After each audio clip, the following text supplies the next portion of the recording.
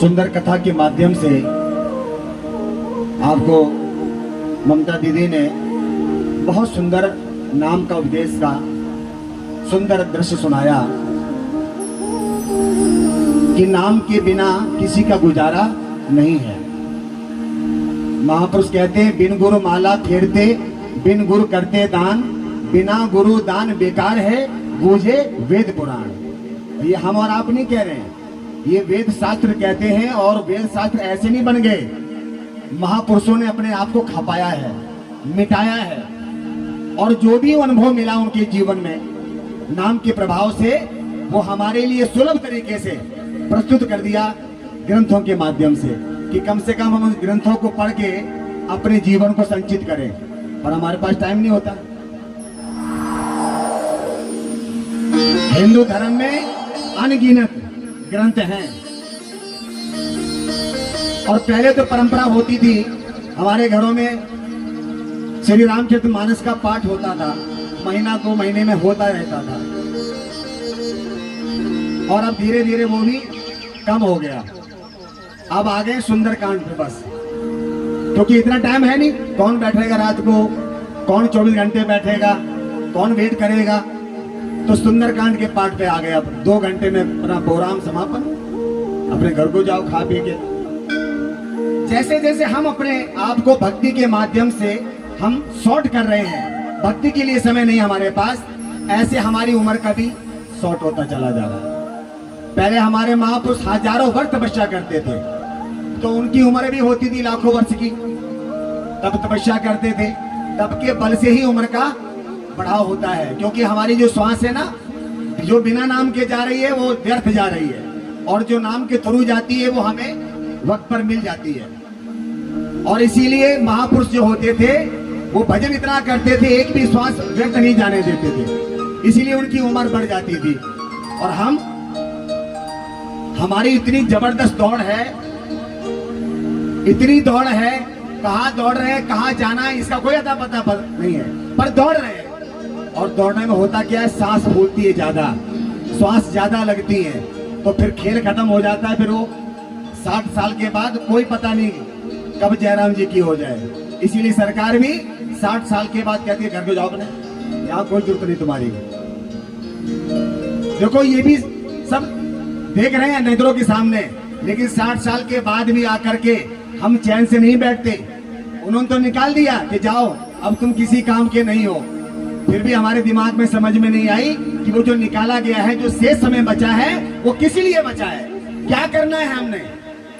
लेकिन फिर भी क्या कहते हैं, अरे कोई बात नहीं, घर में दुकान खोल लेंगे, ज्यादा नहीं होगा, कंफर्ट बिस्कुट बेचेंगे, ज्यादा हो गुटखा बेचेंगे, हाँ तंबाकू बेचेंगे, मतलब फिर भी प्रोग्राम जोड़ देते हैं। अब उसी में लगे रहते हैं, उसी में लगे रहते हैं, दिमाग भन्नाटा खाते रहता है, कभी स्थिर नहीं हो पाता। प्यारे भक्तों, हर जगह मौजूद है पर नजर आता नहीं, और बिना योग साधन के उसे कोई पाता नहीं। अरे जिस धन को आप इकट्ठा कर रहे हैं, वो धन तो आज तक किसी को इकट्ठा हो ही नहीं पाया, और हो भी गया तो कौन सा लेके चले जाते हो, है? कोई गया लेके आपके सामने? अगर कोई गया तो बताओ। और जब इतने बड़े बड़े वो लेके नहीं गए, तो हम कौन खेत की मूली हैं जो हम लेकर चले जाएंगे। तो प्यारे भक्तों, जागना पड़ेगा, और अभी तुरंत जागना पड़ेगा, क्योंकि हमारा पल पल में हम सोचते हैं ना कि आज हम 60 साल के हो गए, 40 साल के हो गए, 45 साल के हो गए। अरे हो गए नहीं, गए, हो नहीं गए, गए, चले गए, वो तो खत्म कहानी, आगे का भरोसा नहीं है। तो प्यारे भक्तों, महापुरुष कहते हैं, अरे जो कुछ किया है, जो कुछ किया है उसे तू भुला दे, पर अभी तो अब नाम की जोत जला ले। अरे जो वक्त बचा है वो पता नहीं है, पर नाम के द्वारा संचित करो। एक पल भी अगर राम का नाम ले, महापुरुष कह रहे हैं, एक पल भी अगर राम का नाम ले, तेरा जीवन ही प्यारे संवर जाएगा। सोचता ही रहा कर तू सारी उम्र। यही तो होता है ना कि नहीं फिर ले लेंगे, अभी फुर्सत नहीं है, अभी बाल गोपाल की जिम्मेदारी है, फुर्सत नहीं है। अभी दीदी ने कहा ना कि जिम्मेदारी हम सोचते मेरी जिम्मेदारी। अरे तुम उनकी जिम्मेदारी सोच रहे हो, तुम्हारी भी तो कोई जिम्मेदारी है कि नहीं है? तुम्हारी भी जिम्मेदारी किसी के पास है। आप इसकी टेंशन छोड़ दो, जिम्मेदारी सब परमात्मा के हाथ में है। एक पल भी अगर राम का नाम ले, तेरा जीवन ही प्यारे संवर जाएगा। सोचता ही रहा गर तू सारी उम्र, वक्त हाथों से यूं ही निकल जाएगा। एक एक श्वास हमारी जो अनमोल है वो यूं ही निकलती चली जा रही है। इसलिए महापुरुष आते हैं, उठो सोने वाले जगाने वाला आ गया, नाम की खुमारी चढ़ाने वाला आ गया। ये नाम की खुमारी है ना, कब किस वक्त चढ़ जाए कुछ पता नहीं चलता प्यारे भक्तों। इसीलिए सत्संग कराए जाते हैं। अभी हमारे भैया बैठे हैं, भैया रमेश चंद नोगाई जी, इन्होंने अपने गुरु महाराज जी के एक कुटिया बनाई, उसका नवनिर्माण किया, उसका ओपनिंग हुई तो संत समागम हुआ। इनको ये भी चाहते नहीं अपन पार्टी वार्टी करके छुट्टी कर देते, नहीं, हमें पार्टी वार्टी से कोई लेना देना नहीं है। हमें तो सत्संग कराना है, वो समय सार्थक करना है। और समय सार्थक, अब वहां पर जब सत्संग हुआ तो कुछ प्रेमी है जो बहुत दिनों के बाद मैंने कहा भैया हम देहरादून में ही है, सत्संग होने जा रहा है, अरे आप दूर तो नहीं आ पाते पर यहीं आ जाओ। और आ गए, और वो सोच के नहीं आए थे, वो सोच रहे थे कि पता नहीं हमारा दिल लगेगा नहीं लगेगा, चलो थोड़ी देर बाद चलते हैं, थोड़ी देर बैठेंगे चले आएंगे। और जैसे ही वो वहां पहुंचे और सत्संग श्रवण किया, उनके अंदर सुंदर भाव बन गए। ऐसा प्रेम उमड़ा कि हमारे यहाँ भी ऐसा हो, सत्संग हो, सत्संग की चर्चा हो, हम भी कुछ सीखे। अरे कमा तो रहे हैं, और ये जो कमा रहे हैं ये सब यहीं रह जाएगा, जो हमारी नाम की कमाई है वो हमारे साथ जाएगी और कुछ साथ नहीं जाता। तो कल ऐसी कृपा हुई, यहाँ आने से पहले उनके घर गए तो सारी उन्होंने दास्तान अपनी सुनाई कि गुरुजी हमें उस दिन से बड़ी लगन थी जिस दिन हम सत्संग में गए थे भैया जी के यहाँ, और वहीं तभी से मेरे मन में लगा हुआ था कि हमारे घर में गुणगान हो। पर हमें क्या पता था कि हमारे गुरुजी नाश्ते के बहाने आएंगे और हमारे यहाँ गुणगान करेंगे।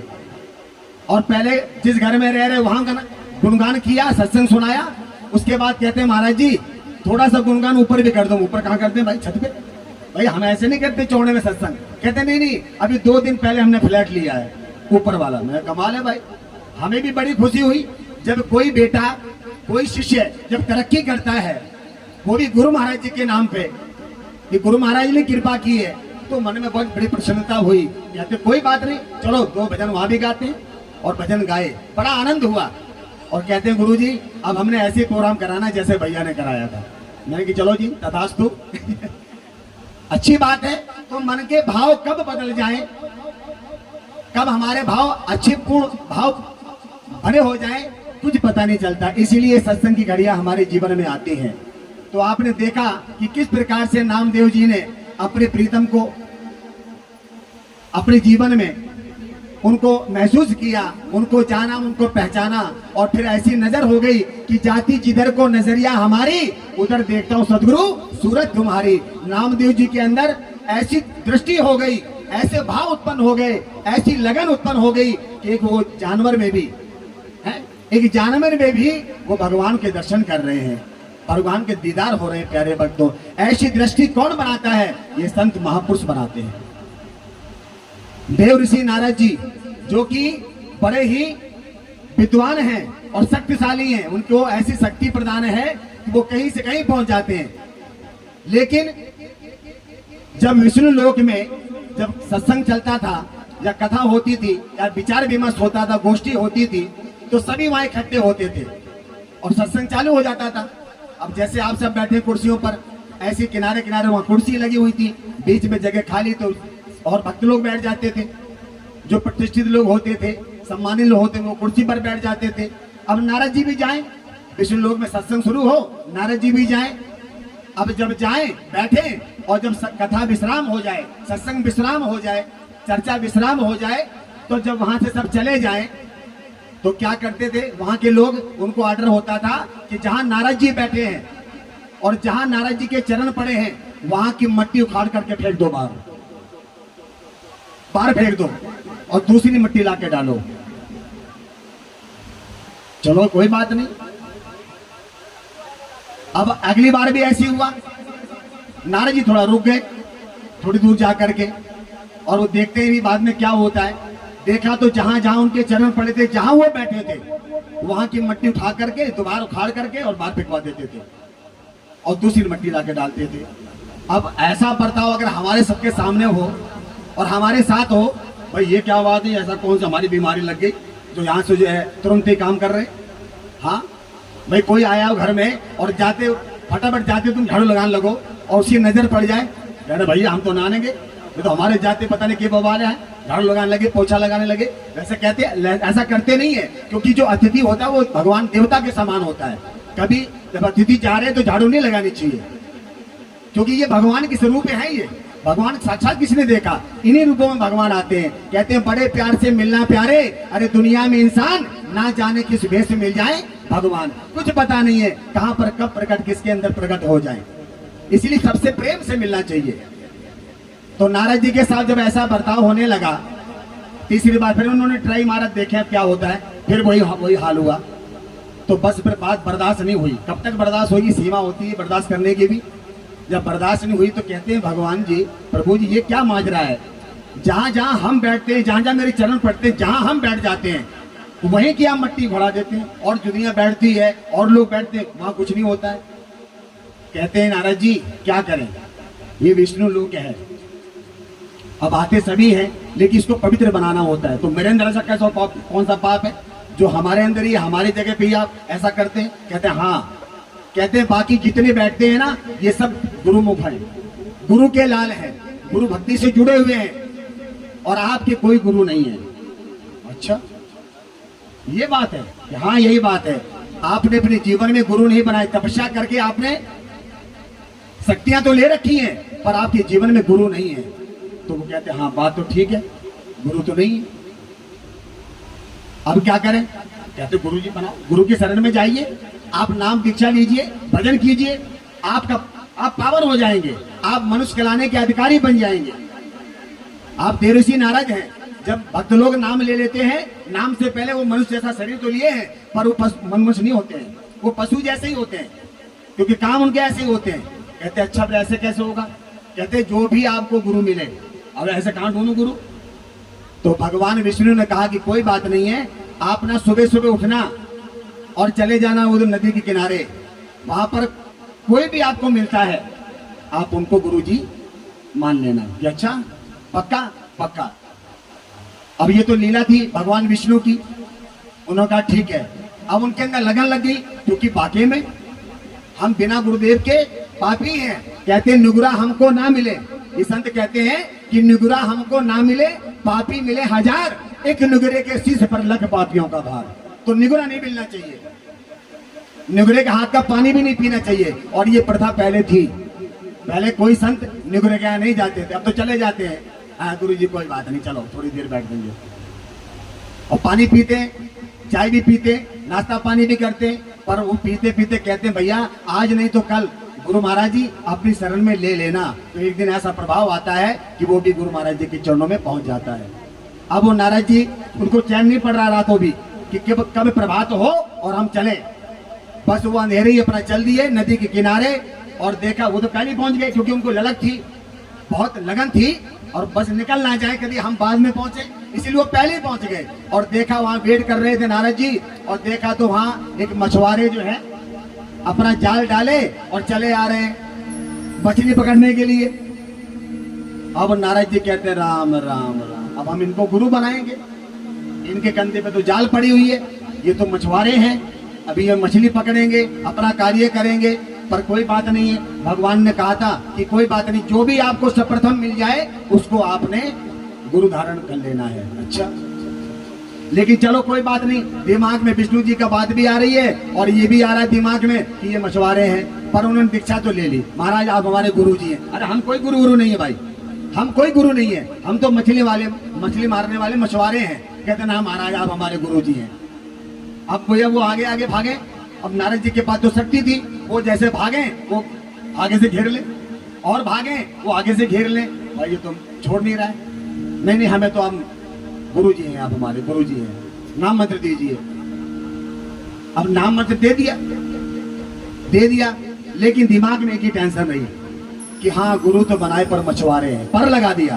कहते हैं गुरु को मानुष जानते, गुरु को मानुष जानते ते नर कहिए अंध, महादुखी संसार में आगे यम के फंद। अगर गुरु जी से नाम दीक्षा लेने के बाद और हम सोचते कि ये तो हमारे जैसा आम आदमी है, बस यही तो है, कपड़े लाल पहन रखे हैं, हम नीले पीले पहनते, तो समझ लीजिए यहाँ पर भी दुखी रहेगा और आगे भी दुखी रहेगा। अगर गुरु जी ने दीक्षा दी है तो उसको धारण कीजिए, और वो तुम्हारे गुरु मार्ग हैं, रहबर हैं, वो मार्गदर्शक हैं। आप लोगों को उन्होंने मार्ग दिखाया है, सच्ची राह दिखाई है, सच्चे मार्ग के उपदेशक बनाया है। और बस दिमाग पर सब चल रहा है। अब वो गए बड़े प्यार से विष्णु लोक में, सभा जुड़ी और बड़े टसन में जा रहे हैं, क्योंकि ये तो घमंड था ही ना, हाँ गुरु जी बना लिए हमने। अब गए टसन में थे ही, भगवान विष्णु कहते हैं हाँ नारद जी क्या हाल है? महाराज बहुत बढ़िया है, हमने गुरु जी बना लिए। अच्छा गुरु जी बना लिए? हाँ बना तो लिए, पर मतलब बना लिए, पर ये पर क्या है? कहते पर मछुआरे हैं। कहते हैं नारद जी तूने अपने गुरु पर लगाया है, जो गुरु पर लगा देता है उसका तो और मामला खराब है, वो तो फिर कहीं नहीं रहता। कहते अच्छा तो क्या करें अब? कहते भैया अब हम क्या बताएंगे, वो तो गुरु जी बताएंगे, हम नहीं कुछ बता सकते। इस बंधन मुक्त से करने के लिए गुरु जी कृपा। कहते हमने तुमका एड्रेस भी नहीं पूछा महाराज, हमने उनका घर बार का आता पता नहीं पूछा, हम कहाँ ढूंढेंगे? कहते कहाँ मिले थे? कहते आपने जहाँ बोला था वहीं मिले थे। अच्छा तो भैया वहीं जाओ।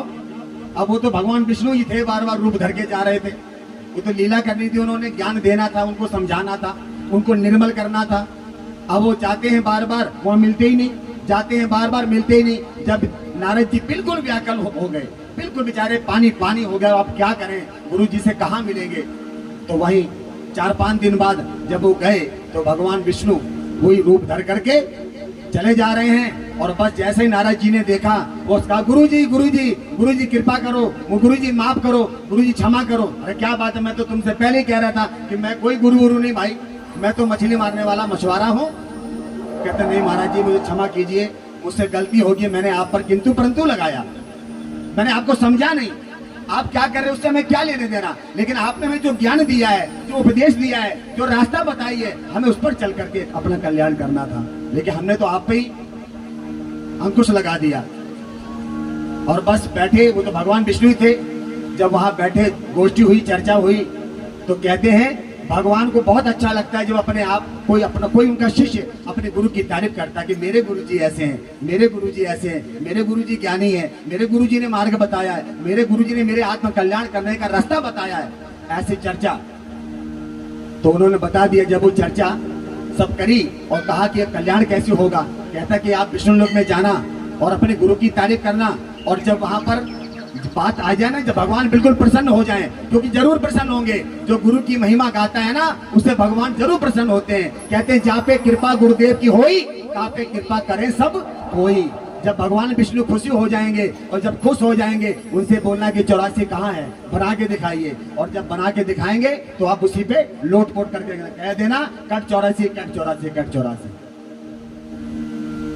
कि अच्छा अब सारा उपाय बता दिया, सारा ज्ञान बता दिया और फ्री माइंड हो गए, वो कोई दिक्कत नहीं। अब उनके अंदर वो भाव आ गए, हर जगह नम्रता, प्रेम भावना सब प्रकट हो गई, क्योंकि वो हल्के गलती करके और गलती का निस्तारा हो जाए तो आदमी धुल जाता है, ऐसे वो क्लीन हो गए। और जब गए विष्णु लोक में तो बड़े प्यार से जाते हैं, क्योंकि उनको सीखना आ गया कि कैसे हम मिलते हैं। कई लोगों को होता है ना, गुरु जी बैठे रहते हैं, गुरु जी के सामने बैठना भी नहीं आता, गुरु जी के सामने बात करना भी नहीं आता, गुरु जी के सामने कोई दिनचर्या करनी नहीं आती है ना, वो सोचते हैं हम तो हम ही हैं, वो अहंकार की भक्ति होती है। जब गुरु होते हैं तो कहते हैं नम्र भाव अति प्रीतियुत, हमारे अंदर नम्र होना चाहिए, प्रेम होना चाहिए। नम्र भाव अति प्रीतियुत चरण कमल सिर नाए, जो मेरे सदगुरु आज्ञा करे लीजिए शीश चढ़ाए। जो मेरे गुरुदेव की कृपा होती है, इस तरह से हमें जीना होता है। जब वहां गए नारद जी ने पूछा क्या हाल है नारद जी? हाजी बहुत कृपा है मेरे गुरु महाराज की। तुरंत बोले कि मेरे गुरु भगवान की बहुत कृपा है, मेरे गुरु भगवान तो इतने प्यारे इतने अच्छे हैं कि मेरे जीवन का रास्ता बता दिया। मैं तो अंधकार में ही अपना जीवन बिताते चला जा रहा था, अपनी शक्ति को ही मान बैठा था, हाँ इसी से काम चलेगा, पर इससे कोई काम चलने वाला नहीं है, चलेगा तो उस नाम से चलेगा। और मेरे गुरु जी इतने सुंदर हैं, इतने सुंदर हैं, इतने सुंदर हैं, वाह। अब भगवान भी बड़ा प्रसन्न, अच्छा इतने बढ़िया तुम्हारे गुरु जी हैं, वाह।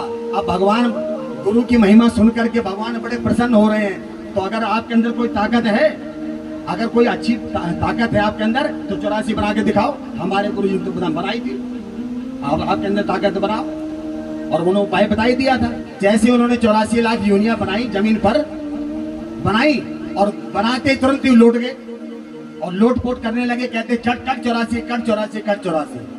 कहते ये क्या करो नारद जी? अरे सब मेरे गुरु जी ने बताया ये उपाय, अब हमारे 84 कट गई। कहते कट गई? अरे ये तो झूठ-मूठ की बनाई थी महाराज, झूठ-मूठ की बनाई थी। किसने बनाई थी? आपने। और वो 84 जो लाख योनियां बनाई वो किसने बनाई? आपने। अगर आपने ये बनाई कि झूठी बता रहे हो तो वो भी झूठी है। अगर वो ठीक है, आपने बनाई ना, अगर वो ठीक है तो फिर ये भी ठीक है क्योंकि ये भी आपने बनाई है। कहते ये किसने बताया? कहते मेरे गुरु जी ने। जब ऐसा आनंद हुआ है गुरु शिष्य का और भगवान का, जब संवाद चला तो भगवान प्रसन्न हो गए और प्रसन्न होकर कह रहे नारद जी आज तुम सफल हो गए, आज तुम समझो पूर्ण हो गए, भक्त वत्सल हो गए। देव ऋषि नारद जी आज तुम परिपूर्ण हो गए, शक्तिमान हो गए। अब आप कहीं तुम्हें कोई टेंशन नहीं है, आप जहां मर्जी बैठो, जहां मर्जी खाओ पियो चलो फिरो, कोई दिक्कत नहीं है। आज आपके पास वो शक्ति हो गई कि आपके अंदर वो शक्ति है कि आप औरों को भी पावन कर सकते हो, ऐसे पवित्र पावन हो गए। तो प्यारे भक्तों, इसीलिए कहते हैं जब है नाम हृदय धरो भयो पाप को नाश, और ये चिंगारी आँच की जरी पुरानी घास। लाखों मन का ढेर होता है, जब हम नाम उपदेश ले लेते हैं तो वो सब खत्म हो जाता है।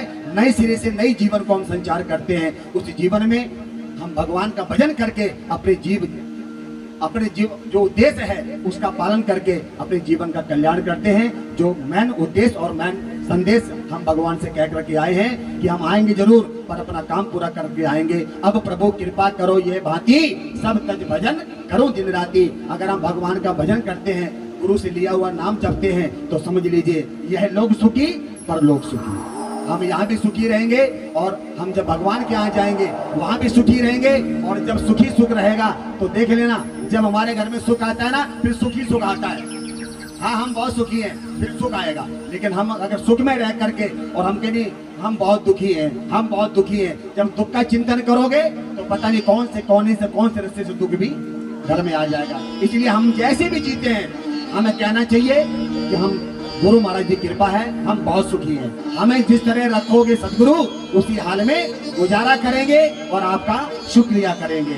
शुक्रिया करने का समय हमें निकालना चाहिए। आइए अधिक न कहते हुए 2 बजने वाले हैं, तो ममता दीदी से प्रार्थना करूंगा कि अब थोड़ा सा 10-15 मिनट के लिए आना उत्सव करेंगे और उसके बाद कार्यक्रम का विश्राम आरती के साथ में